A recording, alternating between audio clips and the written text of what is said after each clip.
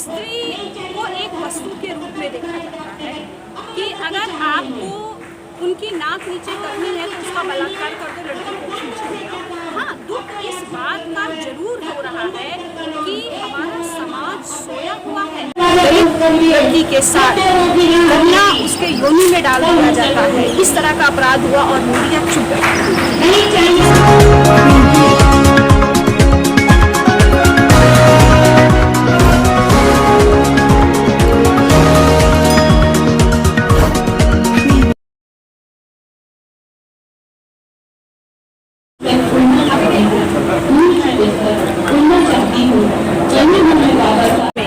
जहाँ लोग घर के अंदर बैठे हुए थे, आज ऐसा माहौल मिला दलित लेखक संघ के द्वारा कि लोग उठकर घरों से अपने अपनी अभिव्यक्ति के लिए यहाँ पर आए हैं।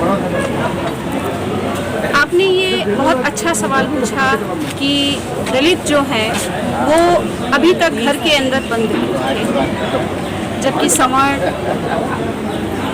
जो कार्य कर रहे थे वो कर रहे हैं। ऐसा नहीं है कि दलित घर के अंदर था वो बाहर नहीं आया।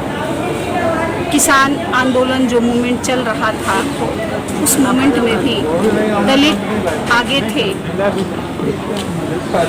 ओबीसी कोटा जो ख़त्म किया गया, आपने देखा होगा कि एक लंबे पैमाने पर जो विरोध दर्ज कर रहे थे वो दलित कर रहे थे, लंबे पैमाने पर, जबकि इतना विरोध जो है स्वयं ओबीसी भी नहीं कर रहे थे जितना दलित लोग कर रहे थे। हाँ, ये आपने बिल्कुल सही कहा कि साहित्य के माध्यम से जो गुफ्तगू होनी चाहिए थी साहित्यकारों की, वो कहीं ना कहीं लॉकडाउन में थोड़ा सा सुनने पड़ा हुआ था। लेकिन धीरे धीरे जैसे ही माहौल सुधर रहा है, दलित कवि अपनी संवेदनाओं, अपनी पीड़ाओं के साथ जो है मैडम, जिस तरीके आप एक महिला हैं और प्रोफेसर भी हैं, आप बच्चों को पढ़ाती हैं, मैडम जो आजकल या जो पहले से जो घटना घटती आ रही है, पहले उनको छुपाया जाता था कि अगर मैं सीधा सीधा नागरिक की बात करूं और मैं सीधा सीधा अगर मैं हाथरस चला जाता हूं, मनीषा की बात करूं, तो इस तरीके की जो पुनरावृत्ति हो रही है, पहले मनीषा के साथ हुआ वही सेम केस जो नांगल गांव के अंदर वही पुनरावृत्ति हुई। तो क्या लगता है इससे, ये मतलब इस तरीके की पुनरावृत्ति हो रही है, ये इस तरीके की घटना क्यों हो रही है? क्योंकि हमारा देश बीमार है। देश बीमार है या यहाँ के नेता बीमार हैं? देश के लोग बीमार हैं और किसी भी देश को खराब करने का काम वहाँ के लोग करते हैं। जब तक हम अपनी पुरानी परंपराओं में लिपटे रहेंगे, जब तक हम जाति भेद, लिंग भेद और धर्म भेद से बाहर नहीं आएंगे, तब तक अनगिनत लड़कियों की इसी तरह से बलि चढ़ती जाएगी। अगर हमें इन सब घटनाओं को रोकना है, इस जघन्य अपराध को रोकना है, तो बाबा साहब का एक मंत्र जरूर हमें याद करना चाहिए कि हमारा पालन पोषण एक मनुष्य के रूप में होना चाहिए, जबकि हमारा पालन पोषण जो है एक महिला, एक पुरुष और एक दलित और एक जो है धर्म के खिलाफ होता है। जैसे ही हम जन्म लेते हैं, हम महिला और पुरुष के रूप में बढ़ जाते हैं। और अगर आप अपने हक की भी बात करते हैं तो ये होता है कि पुरुष जो है इसको मजा चखाएगा।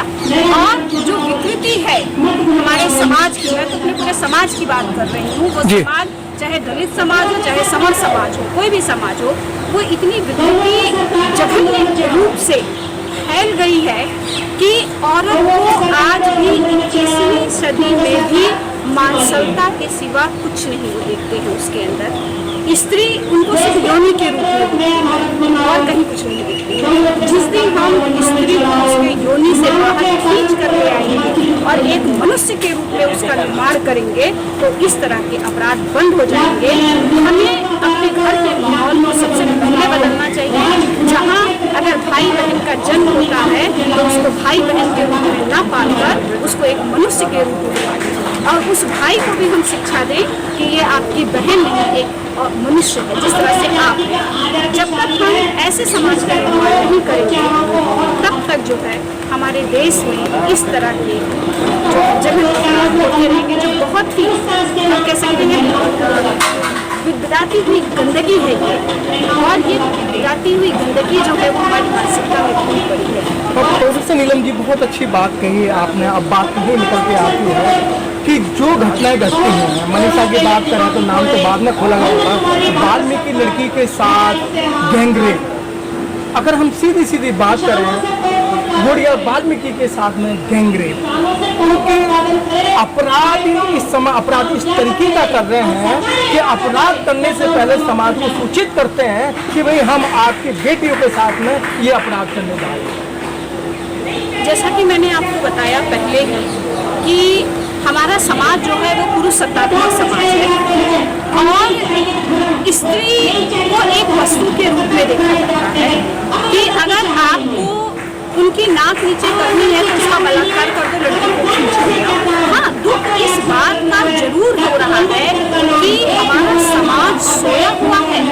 जिस समय दिल्ली में निर्भया कांड हुआ, उस समय लोग सड़कों पर उतर आए थे और एक आंदोलन चला था।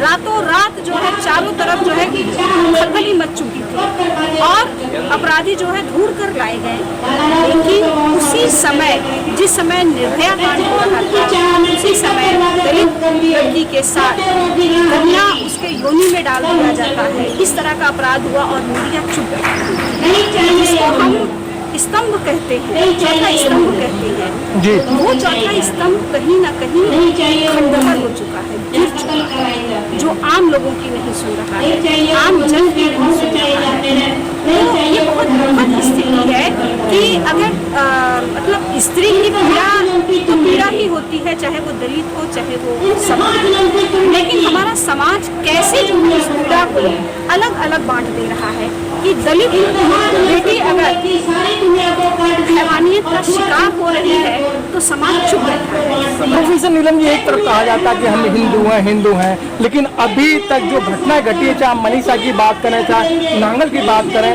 किसी भी हिंदू संगठन ने आके अपने मुखारबिंद से और उन लोगों ने अभी तक एक शब्द से ये निंदा नहीं की है कि ये जो हुआ ये बहुत गलत काम हुआ है और एक अपने आप को हम हिंदू कहलाते हैं। कोई भी हिंदू संगठन नहीं आया रोड पे।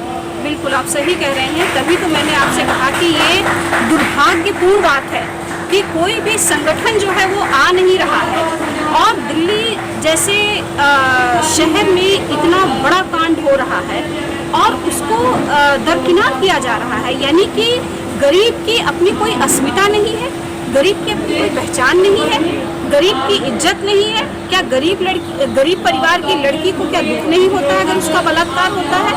ये जो समुदायवादी मानसिकता है, ये जो मनुवादी जो व्यवस्था है, उस मनुवादी व्यवस्था को हमें अपनी मानसिकता से निकालना पड़ेगा और निकालने के बाद तभी जो है एक सुंदर समाज की स्थापना हो सकती है, जो मुझे नहीं लगता है, क्योंकि आज भी मुझे यही लगता है कि हमारा देश बड़ी बड़ी बातें तो करता है, 21वीं सदी में पहुंच गया है, हम ऑनलाइन क्लासेस ले रहे हैं, बहुत अपने आप को हम कह रहे हैं कि हम डिजिटल हो गए हैं।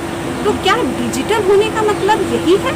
अगर शायद डिजिटल होने का मतलब सिर्फ तकनीकी चीज़ है और हमारी मानसिकता नहीं है, तो ऐसे डिजिटल चीज़ों को नकार देना चाहिए, क्योंकि हमें मानसिकता से आधुनिक बनना चाहिए, डिजिटल बनना चाहिए, जो हमारे समाज में आज भी नहीं है। आज भी लड़की चली जाएगी 1 घंटे के लिए कहीं पर, तो घर में उसके लिए जो है तरह तरह के प्रश्न चिन्ह लगते हैं। और दलित समाज में तो कुछ ज़्यादा हो रहा है। दलित समाज में आज भी हो सकता है कि ये शिक्षा न होने के कारण है और शिक्षित नहीं है।